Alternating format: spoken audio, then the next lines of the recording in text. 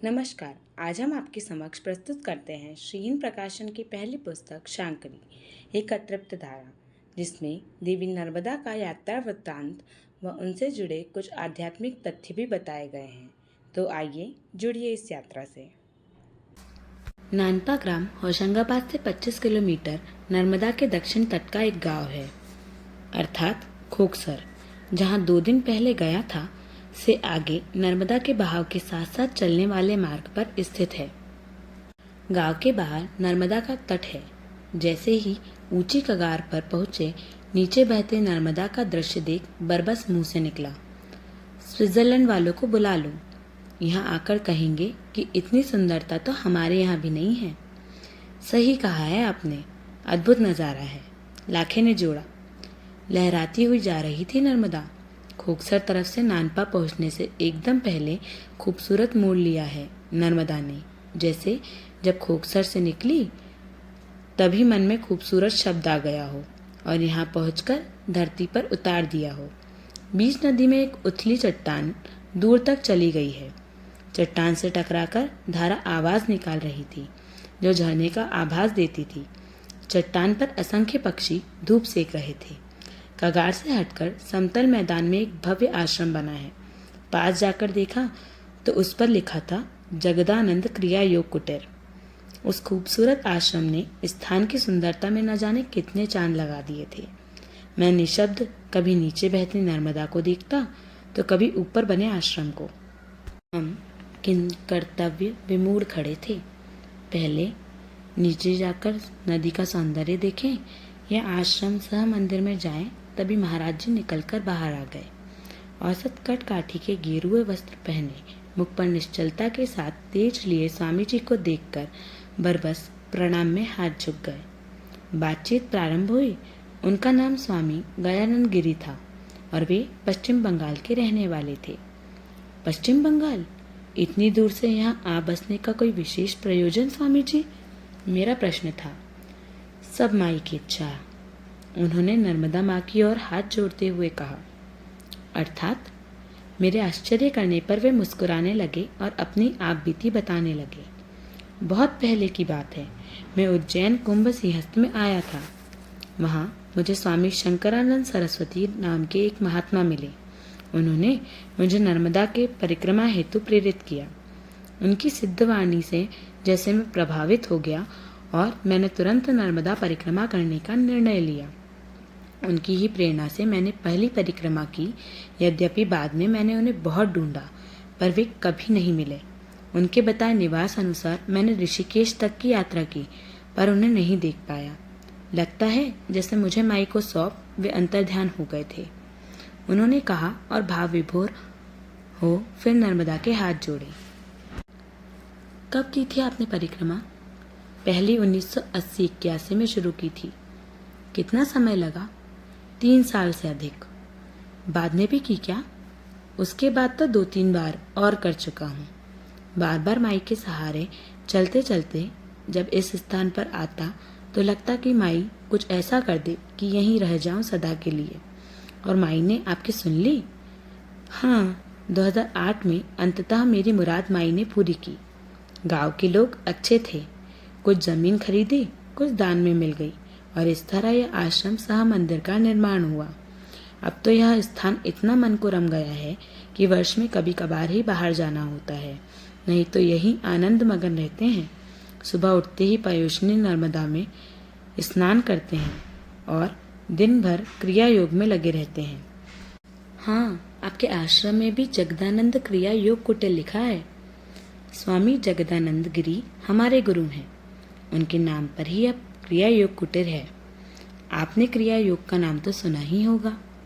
हाँ, यह संयोग है कि मैं आजकल परमहंस योगानंद की ऑटोबायोग्राफी ऑफ ए योगी पढ़ रहा हूँ। उसमें क्रिया योग के बारे में बताया है। तब तो आपको यह भी ज्ञात होगा कि पश्चिम बंगाल में लाहड़ी महाराज ने इसे शुरू किया था। लाहड़ी महाराज एक बहुत पहुंचे हुए सिद्ध महात्मा थे जो गृहस्थ थे और एक साधारण मनुष्य की भांति उन्होंने शासकीय सेवा पूरी की थी, किंतु उनके चमत्कार देश विदेश तक फैले थे। हाँ, लाहड़ी महाराज के बारे में उस पुस्तक में विस्तार से वर्णन है। योगानंद के गुरु श्री युक्तेश्वर जी के गुरु थे वे। हाँ, और लाहड़ी महाराज के गुरु थे बाबा जी। हाँ, बाबा जी का वर्णन भी उस पुस्तक में श्रेष्ठ अवतारी पुरुष के रूप में है, जो लाहड़ी महाराज के पूर्व जन्म के प्रयासों को आगे बढ़ाने के उद्देश्य से उन्हें गृहस्थ से संन्यास में लेकर आए थे। लाहड़ी महाराज को इन्होंने हिमालय में दर्शन दिए थे। पुस्तक में यहाँ तक लिखा है कि बाबा जी ने युक्तेश्वर जी को भी 3 बार दर्शन दिए थे। ये सत्य है। वे आज भी यदा कदा पात्र लोगों को दिखते हैं। ईश्वरीय अवतार हैं बाबा जी। लाहड़ी महाराज भी देवत्व तक पहुँचे थे। लाहड़ी महाराज के शिष्य पंक्ति में ही हमारे गुरु जगदानंद जी हैं, जिन्होंने खड़गपुर के पास स्थित अपने आश्रम से क्रिया योग का विस्तार किया है। और आप भी तो यहाँ उनके नाम पर क्रिया योग कुटीर बनाकर प्रचार कर रहे हैं। क्रिया योग वास्तव में क्या है स्वामी जी? अद्भुत है क्रिया योग। Conscious breathing, science of tension and relaxation. इसमें श्वास के माध्यम से शरीर के प्रत्येक अंग की क्रिया होती है। क्रिया योग में जो श्वास का संबंध शरीर से है, उसको सजगता पूर्वक प्रकट करते हैं। श्वास के फैलने और सिकुड़ने की क्रिया होती है। कहीं पर भी फैलाने और सिकुड़ने की क्रिया करें, उसका प्रभाव फेफड़े पर पड़ेगा, श्वास पर पड़ेगा, रक्त के ऑक्सीजनेशन पर पड़ेगा, रक्त से कार्बन डाइऑक्साइड निकलने पर पड़ेगा। जब हम दौड़ते हैं, चढ़ाई चढ़ते हैं या कोई काम करते हैं तो हम गहरी सांस लेने लगते हैं, या काम करते करते हमें उबासी आने लगती है।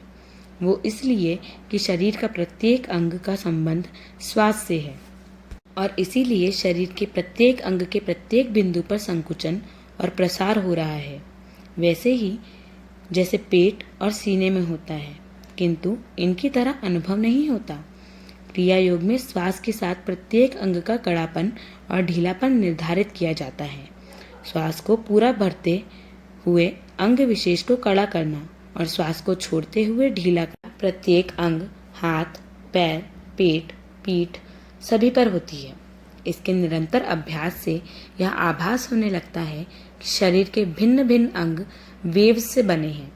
ये वेव्स निकट आती हैं तो शरीर बनता है और दूर जाती है तो विघटित होता है। इसलिए क्रिया योग में पारंगत सिद्ध संत शरीर को कहीं भी प्रकट कर लेते हैं और कहीं भी अंतर ध्यान। स्वामी जी, आपका बहुत बहुत आभार। मैं कैसे आपका शुक्रिया अदा करूं, जो आपने इतनी गूढ़ जानकारी अपने सरल शब्दों में हमें बताई। मैं कृतार्थ महसूस कर रहा था। तब तक स्वामी जी का एक शिष्य उनके संकेत पर हमारे लिए ताज़े फलों का प्रसाद लेकर आया, जिसका सेवन हमने उनकी कुटिया में बैठकर किया।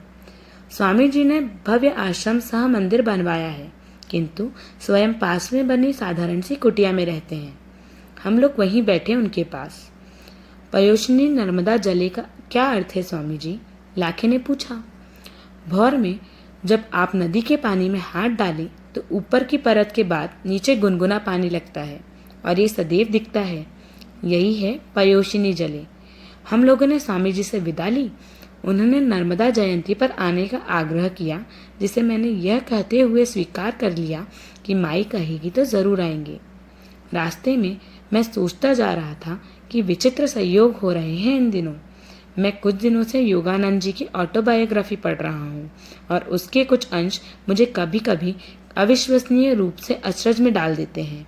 जैसे सैकड़ों वर्षों से बाबा जी द्वारा किए जा रहे चमत्कार, लाहड़ी बाबा की अलौकिक शक्तियाँ, युक्तेश्वर जी का भूत भविष्य वर्तमान देख लेना। किंतु आज जैसे मेरे संशय माँ नर्मदा ने इसी तट पर दूर होने थे। वरना क्या कारण है कि लगभग 90 वर्ष पहले लिखी गई योगानंद जी की जीवन गाथा के उन अंशों को प्रामाणिकता देने और आज भी वैसे ही घटित होने की जानकारी देने पश्चिम बंगाल के ही संत मुझे यहाँ मिले। पश्चिम बंगाल के संत ही मुझे यहाँ मिले। चलिए हमारी इस यात्रा को फिलहाल यहीं विराम देते हुए, जहाँ इन शब्दों को रोका था, आने वाले एपिसोड में वहीं से प्रारंभ करेंगे और देवी नर्मदा से आपको परिचित कराएंगे। तो जुड़े रहिए हमारे साथ। नर्मदे हर।